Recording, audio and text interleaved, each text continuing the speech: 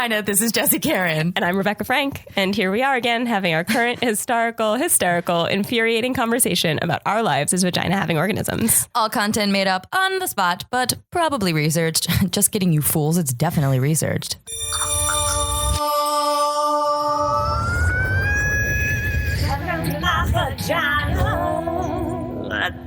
I would just like to say that for all of our listeners, I have been reading that same thing that I say at every single episode each time that we record it because my memory is for shit. But that time, I did it from my brain. Oh, yay. Yeah, it only took a year. Yeah. So, as you all know, the midterms happened. There are some mixed feelings where there's some happiness and some lack of happiness about the midterms, I would say. Mm-hmm. But one of the things that happened was Trump fired Jeff Sessions and appointed this guy, Matt Whitaker, to his place. Mm-hmm. So the first thing I want to say is that I read this thing about Matt Whitaker where he was on the record as saying at some sort of like conservative whatever something or like meeting or whatever about whatever conservatives whatever they do in their whatever spare rooms time. they are in. Yeah, exactly. About how he was asked a question about who should be eligible to be a judge, and he basically said only people whose religion is based off of the New Testament, which basically means that Muslims and Jews are not allowed to, according to Matt Whitaker, who's the acting attorney general. Muslims and Jews are not qualified because we don't have the right foundation for making decisions.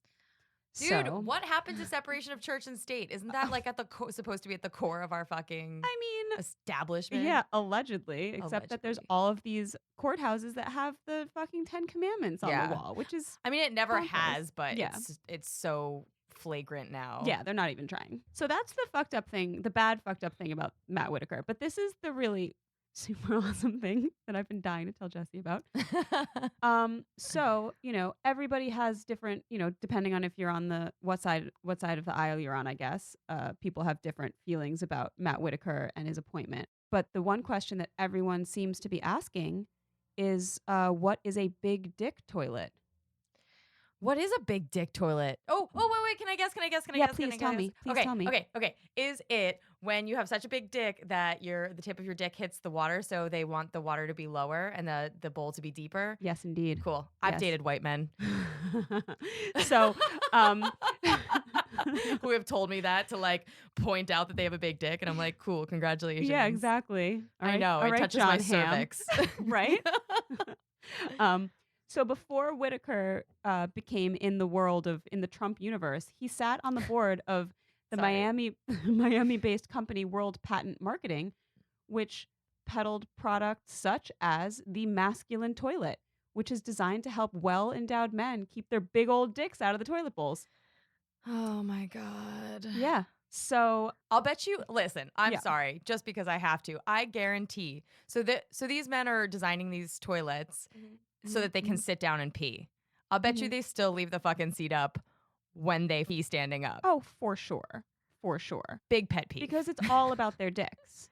And you falling in the toilet is not about their dick. Right. A press release for the product reads, the average male genitalia is between 5 and 6 inches. However, this invention is designed for those of us who measure longer than that. To solve the pressing dick in the toilet problem, this company, which is called Invent Village, which is behind the masculine toilet, claims that its product allows a full 12 inches of space between the rim of the shitter and the water. Jesus God. But if you need a toilet bowl with a full foot of space, don't worry about it. They have an extra long version, just in case.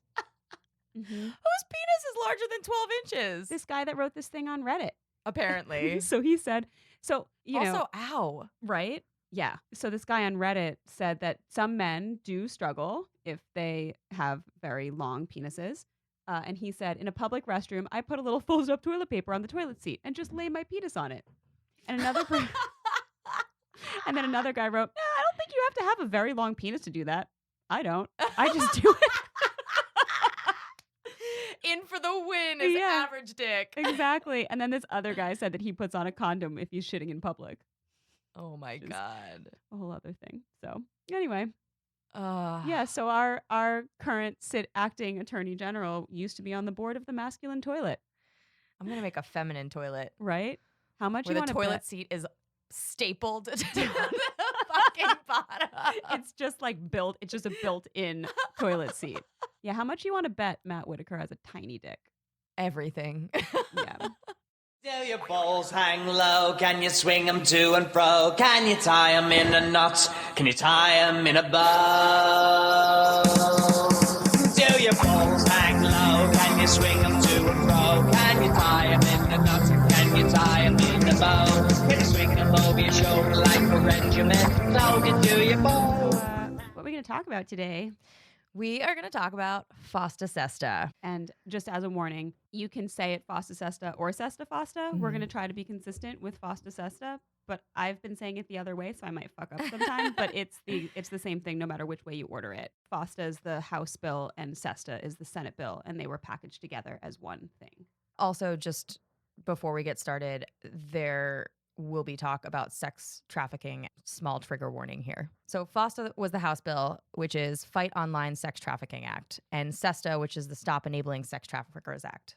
Yeah, and that's from the Senate. This bill was intended to curb sex trafficking, but the language of the legislation is so incredibly loose that it leaves a lot of room for interpretation. It leaves a lot of room also to impact all of our lives, especially the lives of sex workers. I mean, Jessy, you can talk a little bit about your own experience with being silenced specifically since this, but even before, people that were offended by some of the things that you've done. Oh yeah, God, my stuff gets fucking flagged all the time. Yeah, it's censorship, and in the world that we're living with, in right now, who's attempting to just silence journalists, it scares me even on the small scale of Welcome to My Vagina, which is already noticing repercussions. I have the Camel Toe music video, and if anybody who has watched that knows, it's actually really PG. Yeah, if you haven't seen it, it is posted up on our Instagram. You can find it there. For now. You can, yeah, that's true. Because it was taken off of YouTube. So it was flagged by somebody and then removed from YouTube because they said it didn't meet their community guidelines. And under their guidelines, it says no pornography, no nudity, no sexually provocative content. This is a 55-second video of 3 girls joking about their camel toes. Yeah. Meanwhile, still up on YouTube are Justin Timberlake's Dick in a Box and I'm a Mother Lover, which talks about, Andy Samberg and Justin Timberlake fucking each other's moms. And not only are their videos up, but also people spoofing their videos or imitating their videos are also up. Yeah. And I think that Dick in a Box should stay on the internet, but yeah. so should a Camel Toe video. Totally. And so the standards by which this is being applied, it's almost as if they don't want to take down the content of mainstream artists, because if they get someone like Justin Timberlake being like, what the fuck, maybe people will actually know what's going on. They're kind of going in sneaky style. They are, but also like in our society, what's more offensive? 3 girls talking about their labia or 3 dudes talking about a dick in a box? And it's not even offensive. It's nobody's going to flag these white dudes fucking talking about their dicks in a box. Right. But they will flag some girls talking about their labias. Yeah, like Patreon won't kick off a site that's selling penis enlargement pills, but will kick off our logo. Kick off Welcome to My Vagina because of the logo, which apparently a vulva with eyes apparently is incredibly offensive. Which is so, and TuneIn also denied us because of the logo, which is frustrating to me because most people on Patreon are 18 and over. And even if they aren't, first of all, everyone should know what an anatomically correct vulva looks like. And second of all, it's a fucking cartoon. It's not a shot of my actual vulva. And if any kid who didn't know what a vulva was yet would just think it's a monster. Yeah. Like a fun, happy little monster. Cutest little monster. Yeah, it's the cutest little monster in the world. It's got arms and legs and eyes, for crying out loud. Yeah. Like it's so absurd. So basically what this does is, on the first level, it makes it a criminal offense to knowingly assist or facilitate sex trafficking online and allows online services to be prosecuted for doing so.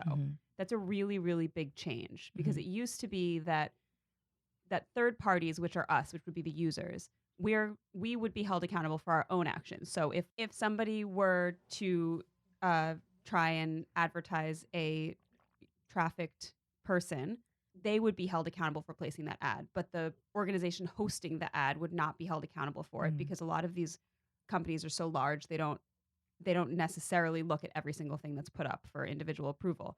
So the change is that now those organizations are held accountable for whatever appears on their sites, which means that they can be punished for the actions of their users. Yeah. They were generally protected under Section 230, which is what you were explaining, which was one of the most important pieces of internet legislation ever created. Another reason why this is a big change is that it's not only sex workers who will be punished, as Jessy said earlier, for the actions related to their work, which is a really huge conversation in terms of legality of sex work and stuff like that we would love to have. But this will filter down to include a crackdown on all sex work related communications. And that's the way that sex workers, for example, make their work safer and share information, sort of like a whisper network with other sex workers. The legislation also carries a penalty of up to 25 years in federal prison for anyone who runs an internet service with the intent to promote or facilitate the prostitution of another person. So that's the internet service itself and the person who would run whatever place the advertisements are placed on. Yeah. And websites are now being pressured into deleting this content because they're afraid to get on the bad side of this law that Congress passed in March. And the president signed into law in April 11th of 2018. And if you look around, you can already start seeing the effects of what's happening. Survivors Against SESTA.org has the best up-to-date list of web platforms affected, best by my terms. So, and also I found this on American Sex Podcast. Over the last couple of weeks, the following has occurred. Google Drives have been disabled for obscene material. Reddit closed a number of their subreddits, including escort, sugar daddy. They also removed or severely restricted guns, cannabis, craft beers, and herbal supplements like Kratom. Craft beers? Craft beers. What is wrong with craft beers? That's what I'm saying is like now it's getting to the point where the internet and all the providers are scrambling around because they don't know what does and doesn't fit because of how the bill has been introduced. They also disallowed using obscene language on Xbox and Skype, and they say they can listen in on your private conversation in order to check, which is awful. Right. Amazon.com stripped erotica books. Dominatrix.com shut down. Pounce.org, the furry website, shut down, which I didn't know about, but that's also sad. They need love too. It also might impact dating apps soon. Wow. Yeah. There's been Not whispers surprising. of that, which is crazy. Yeah. And I mean, and also if you're taking away like things like Skype or video chat, what about people who are long distance relationships or if your partner is away? Things like that are not looking too hot. Yeah. So I found this blog by this guy named Jonathan Corbett. It's called professional-troublemaker.com. So he got an email on the day that this law passed that there had been an update to the terms of service for Microsoft. So he read the full text of the agreement and he found a change that said, quote, don't publicly display or use the services to share inappropriate content or material involving, for example, nudity, bestiality, pornography, offensive language, graphic violence, or criminal activity. You know, so then you start wondering, how are they going to enforce it? Do they watch your Skype sessions? So when investigating alleged violations of these terms, Microsoft reserves the right to review your content in order to resolve the issue. So yes, it's clear. So this makes it really clear that Microsoft is reserving the right to cancel an account whenever they feel like it, but they don't actually define what they mean by offensive language. You know, you can go online and flag people's language for anything just because you don't like them, because like people are flagging trans activists and LGBTQ content left and right because they're offended by that lifestyle. This was supposed to go into effect in January 2019, but they're being retroactive about it. Online platforms are already taking action. And if you've noticed, you've been getting a lot of terms of service updates. I mean, check anything from Venmo to MailChimp. Start looking at your emails because it is getting real. Yeah. So none of this stuff actually defines anything. And part of the reason these companies are not defining offensive language is because the law is written so loosely that they don't have the information. And so in order to cover their asses, they're basically like, well, if we think that it might fit, then we're going to go with it. So now they can basically, all these companies can reserve the right to go through your private data to make sure that you are not violating whatever these terms and conditions are. And so after this guy wrote this blog post and he posted it on Reddit to share with people what was happening, he got banned from the subreddit, the Microsoft subreddit, because he shared the story. Yeah. So you can't even share what's happening without being banned because that might be offensive content. Yeah. Like we might be banned right now for this episode. What happens to podcasting? after this. It's really scary. I mean, to back up for a second, in case you need to know where we stand on this issue, or at least not to speak for Rebekah, but I think we're pretty much on the same page. Obviously, sex trafficking is appalling and awful and bad, and it needs to be cracked down on, and in the best possible world, stopped altogether. But as far as prostitution and consensual work, it should be treated like any other job. There should be safety measures put in place. There should be an HR department. It should be taxed. That should be put into order in order to prevent things like sex trafficking and abuse and safety reasons, including STDs. Right. What you do with your body is your fucking choice, as long as you're not hurting anyone. So, like, why is porn okay because there's a camera and 2 consenting adults behind closed doors is not? To reinforce that, obviously, we don't want trafficking, and we don't want specific of anybody, specifically of children. But by doing this, by forcing all of these people offline, you're also closing off windows for law enforcement to find trafficked people, whether they be women, men, boys, girls, anybody. Yeah.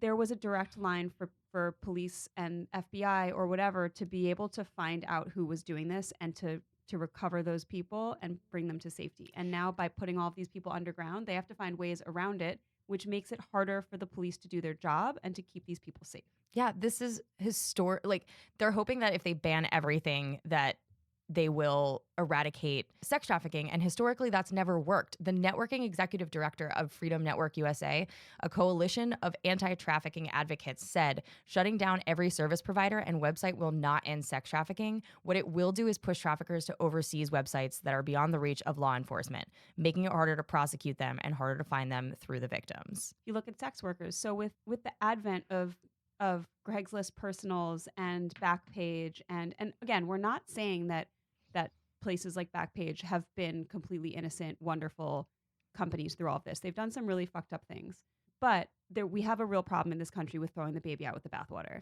and so if you look at the way that the sex work industry has evolved with the use of the internet, what you end up with is sex workers who are safer because they're able to vet their potential clients. There's a whisper network among sex workers. They can learn who is unsafe, who they shouldn't communicate with. And if you are forced outside and you're forced onto the streets, if that's your only option, you don't have the same opportunity to vet people, to ask for references, to, make your terms clear. And you don't have the time to determine what your level of safety is going to be. Yeah. I mean, at the core of the problem of this is that the law conflates both sex work and sex trafficking. And you have organizations like the ACLU and the EFFF. Did I say 3 Fs? Yeah, you said so many Fs. Sorry, it's EFF, Electronic Frontier Foundation, and millions of sex workers that are saying this is not what we need. It's a horrible, harmful, deeply flawed law, and it's not going to help really much. Like we said, it's going to just push sex trafficking into darker corners where we can't get to the real, we can't really help. Right. And the way that it's written, there's no way to penalize child offenders and pedophiles while at the same time not impacting adults who choose to engage in the sex work industry. So the way that they do it, it's everything or nothing. So pedophiles are treated exactly the same way as consenting adults. And that's, I just like... Sorry, it's your face. It's not the idea of it. My brain just explodes every time I think about it. Yeah. It really does. I found this study that was put out in September of 2017 between West Virginia University and Baylor University. And it combined professors in the economics department and the information systems department.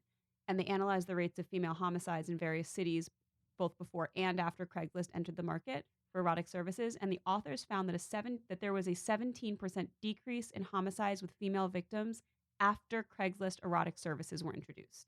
That means 17% less women killed because of Craigslist erotics. Yeah. So why could that be? So there's, one of the authors posited that perhaps sex work was seen as a possibility for women who needed financial independence. Perhaps they got out of a domestic violence situation and they were able to leave an abusive relationship. But more likely than not, a majority of female homicide victims in these environments were sex workers. And so when sex workers have a safer work environment, the homicide rate drops considerably. Yeah. So the safety of sex workers makes women safer full stop. Yeah. Ginger Banks is a sex worker who's become really outspoken about this new bill. And she said full service sex workers are already at a higher risk of being murdered due to their job. And taking away resources to screen the violent clients is just going to make that worse. And it makes so much sense. And it's so simple. But like, obviously, like people can be vetted better online. And now they're being pushed out into the real world. Like, and not to do a quote after a quote, but Laura Lamoon, who's a sex trafficking survivor and writer, says pimps seem to be coming out of the woodwork since all this happened, and they're taking advantage of the situation that sex workers are in.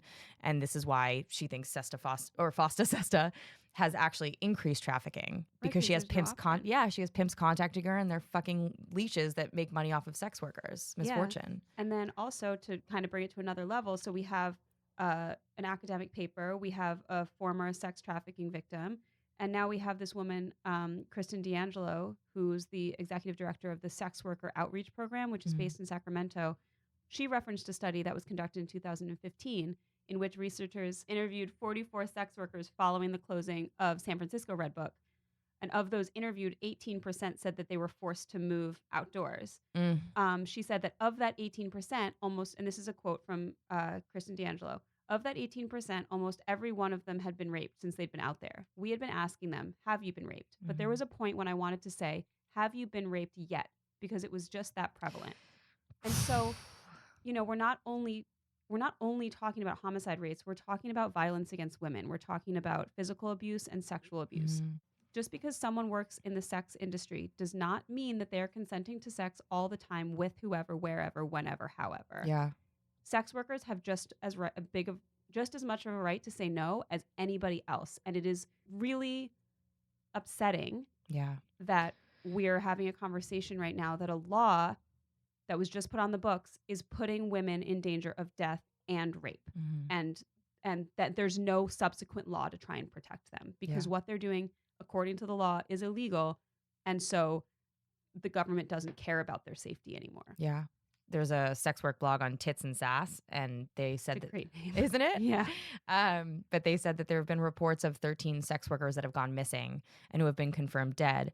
Countless others have been reportedly assaulted and raped, as you were saying. And they say this is a result of being pushed offline and back into the streets to find work. So we always want to blame Republicans, but this was started with bilateral support from both houses. The impetus of this bill actually came from Democrats, and it was passed 97-2. So nobody wants to be that person who supports sex trafficking. So it's the way that it's worded is really dangerous. This bill was primarily sponsored by Democrats. Swami Hunt, a billionaire oil-funded heiress who started with probably good intentions, but then it kind of snowballed, and Amy Schumer, Ashton Kutcher, and Tom Dart got on board. Tom Dart is that person who like takes sex workers to ball games, I guess, to try to get them on board. He started the John School. I've never even heard of Okay, that. so the John School is if you're a client who gets caught purchasing sex work, they send you to a John School to lecture you and shame you. Wow. Yeah. That's really something. So yeah, all these liberal Hollywood darlings that everyone's always so mad about how liberal Hollywood is. Well, it's not, this goes to show you that it can come from both sides. Yeah. Yeah. We're just as guilty. Yeah. So Senator Claire McCaskill, the Democrat, said in talking about the dudes from Backpage, she said, these are the bad guys. They were making millions of dollars off the backs of children being sold for sex, and I'm not for 1 minute going to let them get away with acting like they're the good guys. And so this is one of those things. It's the second that you say we're talking about the trafficking of children, people don't go through necessarily with a fine-tooth comb to make sure that this is a very specifically written bill to try and help children and adults who are victims of sex trafficking. Yeah. This was basically just like, we can push this through with bipartisan support, with probably majority support of the American population, because people don't read the legislation, and we can say this is what it is. And all of a sudden, once it's passed, it's going to be a lot harder to get rid of it. Yeah, because the Supreme Court could still overrule this, but nobody wants to be that person. Although maybe if we give Brett Kavanaugh enough beer. Okay, so here's what happened. Tell me. In January 2017, a Senate subcommittee came together to hear the testimony of Nicole S. Her child had run away. They couldn't find her. They spent 108 days waiting, and the detective finally found her. there was an advertisement on Backpage when and it was a picture of her. She was being sold because I guess a woman had found her at a shelter and kind of saw an opportunity. This wayward, vulnerable girl. Had she been kidnapped? She had run away. Oh, I see. Kids do that. And she found her at, one of those homes. And then she wound up on this site where men could buy underage children from the comfort of their own homes. Backpage was protected as a service provider. So it all really kind of started with Backpage.com. It's a classified ad website that launched in 2004. It became more popular when Craigslist stopped their adult services in 2010 because it still allowed it. It had been long accused of prostitution and sex trafficking. So this isn't like the first time it had popped up. There had already been charges and then they were passed and dismissed. Mm-hmm. So in 2017, a 2-year Senate investigation into online sex trafficking found that Backpage.com had knowingly concealed evidence of criminality by systematically editing its quote-unquote adult ads. And they had scrubbed terms like Lolita, teenage, rape, young. So they were largely protected by 230, but by Section 230 of the 1996 Communications Decency Act, which gave the broad layer of immunity to online companies from being held liable for user-generated content. And so after that, Backpages was shut down. They shut down their adult section, but they also got slapped with a lot of lawsuits from victims and families in relations to sex ads. So Backpage was basically kind of operating in a really kind of gray area of the law and making a butt ton of money off of it.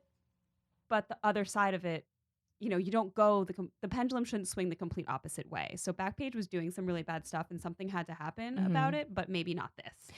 Absolutely. And here's the problem though, is on April 6th, the Backpage servers were seized and shut down by the Department of Justice, FBI, and other federal agencies. And on April 9th, the federal judge of Arizona unsealed a 93-count indictment against Backpage, the creators Michael Lacey and James Larkin, as well as 5 others at the company, with detailed stories about the victims, which are horrific. But the Justice Department said that the case against Backpage does not rely on sex trafficking charges, but instead on charges connected to facilitating prostitution and money laundering. So they had to find some different way to sue them, which is scary. But the outrage around Backpage evading previous lawsuits pushed lawmakers to make changes to the legislation, which is kind of what you're saying. It was the wrong way to do it. Right. Because it had shielded Backpage for years. Right. Because we, in the United States, we do believe very strongly in, or did anyways, in freedom of speech and freedom of information. And this idea, and we also do tend to protect companies. Mm-hmm. So, you look at environmental regulations that allow companies to pollute at insane rates. Mm-hmm. So there's a lot of different things that we do to kind of protect companies' abilities to act more or less unfettered. Mm-hmm. And so that was what was happening. But when a woman stands in front of a bunch of people and talks about how her daughter was sold into sex trafficking, and she found, or someone that she knew found her daughter's picture on there, and you have this young girl who was just upset with her parents. Who knows what was happening at home, but she ran away and ended up in the middle of a nightmare and was discovered on this internet site. I mean, like you said before, who in their right mind is going to stand up for Backpage then? Yeah. Yeah, exactly. Especially when we're looking at a country that demonizes sex work in such a big way and is incapable of looking at sex workers as consenting in their line of work as opposed to being victims of something. Yeah. I feel like so much of what FOSTA SESTA does is it kind of solidifies into law this idea that there are no sex workers who do sex work because they want to. Right. Which is so not true. Right. They look at all sex workers, and feminism has been guilty of this as well. There's a lot of feminist thinkers who have demonized sex work and who have always looked at sex workers as victims of the patriarchy and incapable of consenting to the work that they're doing because it is by definition degrading, and that is incorrect. I mean, I love Gloria Steinem, but that's the one thing that I really disagree with her on is she has been pretty outspoken about how she doesn't think sex workers could possibly be consenting to that, and I think that's ridiculous. I think we should send Gloria Steinem our interview with Lee. Yeah, I would love to do that. But opponents of the bill argue that it also wasn't necessary in the first place because the federal government already has the ability to prosecute facilitators of sex trafficking. And in fact, Backpage itself serves as an example of that. So this wasn't actually about sex trafficking Right. at all. That was just the impetus. That's kind of like hiding different bills in other bills to get things passed that people wouldn't approve of. Well, that's what gives me chills, though, is it makes you question, why was FOSTA SESTA even needed if such action could actually technically be taken without it? Because Section 230, I feel like that protects you for user-generated content, but there had to be some other way of discovering that they facilitated this level of sex trafficking. Yeah. I mean, I don't know. I'm really confused by a lot of it. I think so much of this comes from the fact that the internet has expanded at a rate that the law cannot seem to keep up with. Yeah. And because you look at the internet and the number of people that use it and the ways that people use it, and everyone kind of uses it their own way. We all have our own unique individual way of interacting with the internet. And there's no way, it's really difficult to legislate that. Yeah. It's also really difficult because you can't control necessarily what comes into your house through that little box that you have. So what they're doing, it seems to me, is through saying that it's about trafficking, they're siding with the most puritanical side of our society by saying if this content offends someone's sensibilities, then it should not be allowed at all, and whoever's creating it should no longer be allowed to operate in that way. Yeah. And that is, I mean, we've talked a lot about sex ed here and about how the lack of sex education, proper sex education in school, the lack of LGBTQ content, largely because some parents will not consent to it. When we spoke with those educators from Wesleyan University early on, they talked about needing to have a consent form from parents to allow their children to attend a sex ed class. Yeah. And there is no consent about the internet. Yeah. Sex workers have been talking about this for months now, about how it's going to be dangerous for everybody and nobody's listening or listened. And now it's, oh, wait, now that it's going to disproportionately affect LGBT community and interracial marriages, which I heard on American Sex Podcast, which kind of blew my mind. And I didn't go too deep into it, but they were talking to Kitty Stryker. And she said that a study showed that there is an increase in people thinking that interracial marriages are immoral.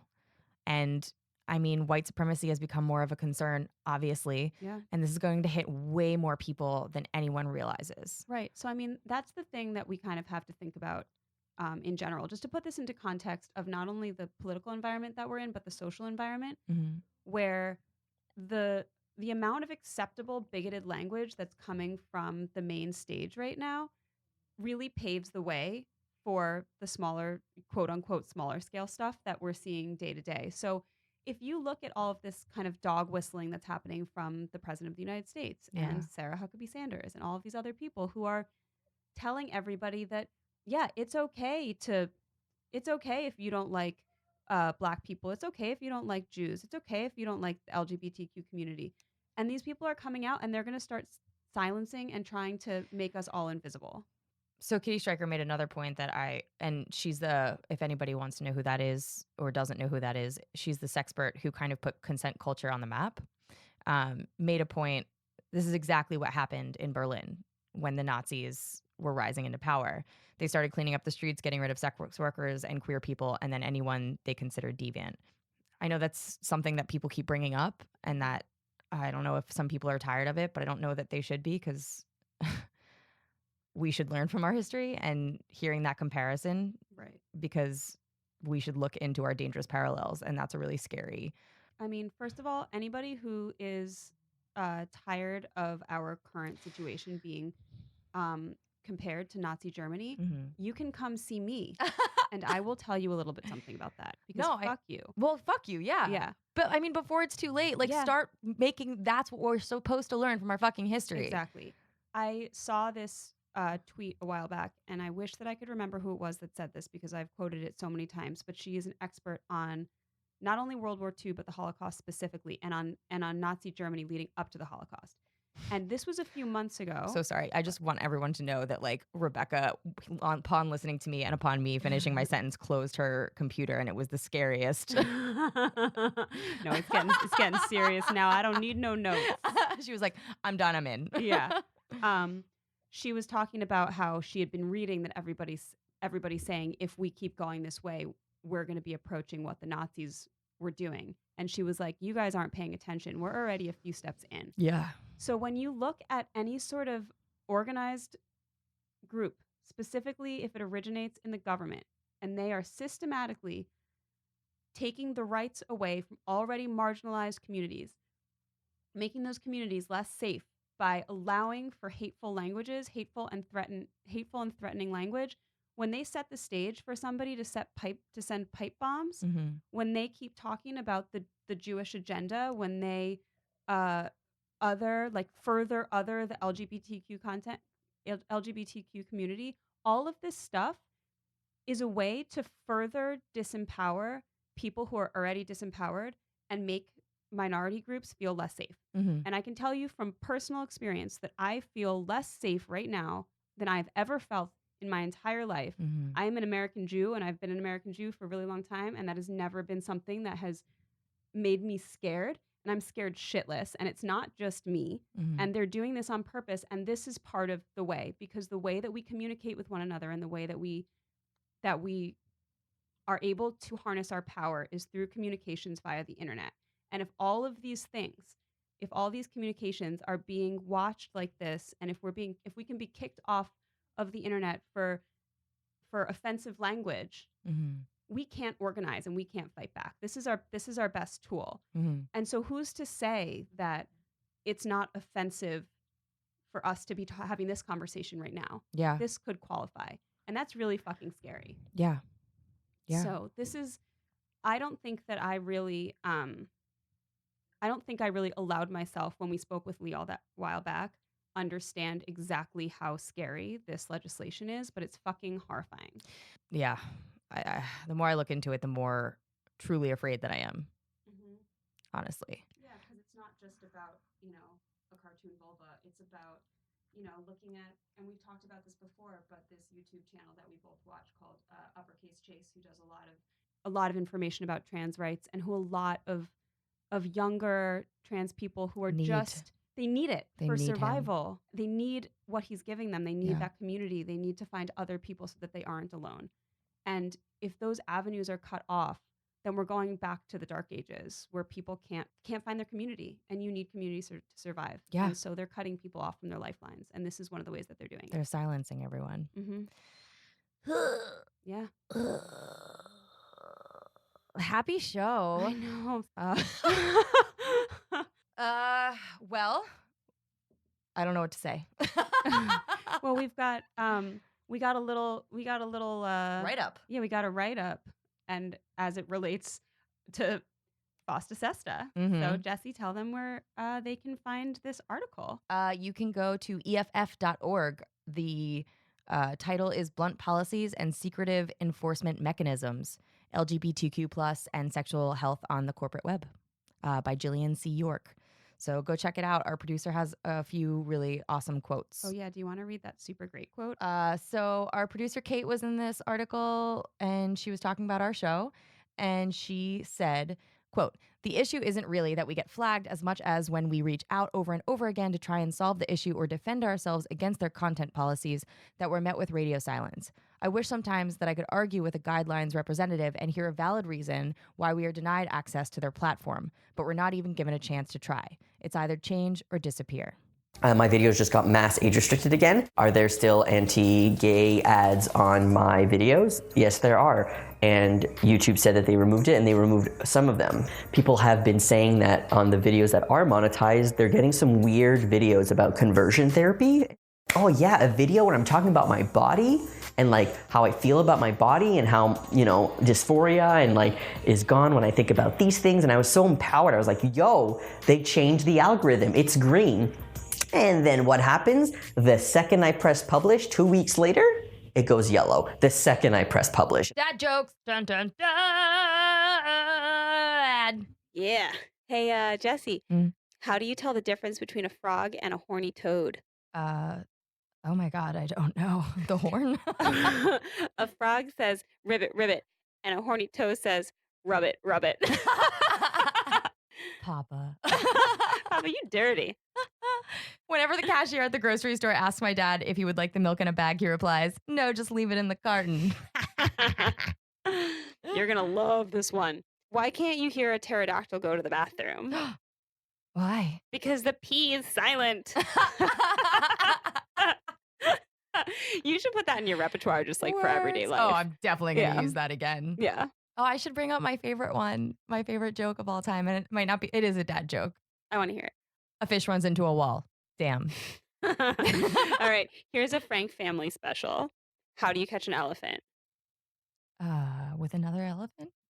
Oh, that's nice. Probably could catch one with another elephant, actually. No, you dig a hole, you put peas all around the hole, and you fill the hole with ashes. And when the elephant comes to take a pee, you kick it in the ash hole. Oh my God.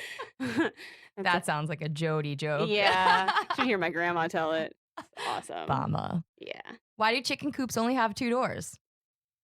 Because if they had 4, they would be chicken sedans. Oh. You're American when you go into the bathroom, and you're American when you come out of the bathroom. But do you know what you are while you're in there? European.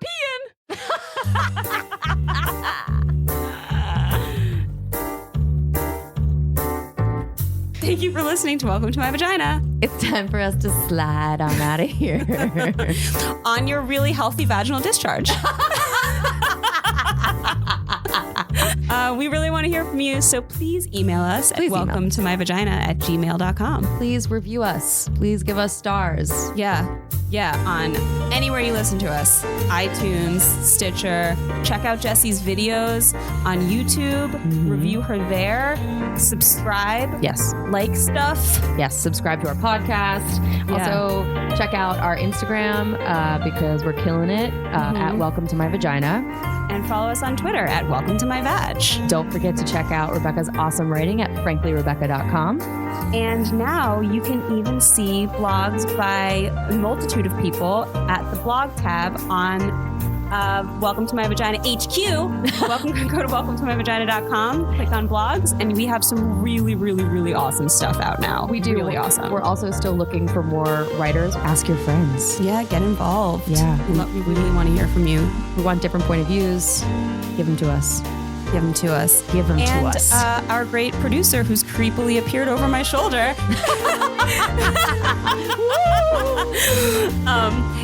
So check out, so we wanted to give a big thanks to our producer, Kate, and check out all the other awesome podcasts that are being produced at More Banana. Yeah, like There Will Be Porn, World Stealers. Frau Pow. Yeah. Just Listening. Awkward Sex in the City with Natalie Wall. Also listen to I'm Listening with Anita Flores. Anyway, bye. Oh. See you next Tuesday. That's right.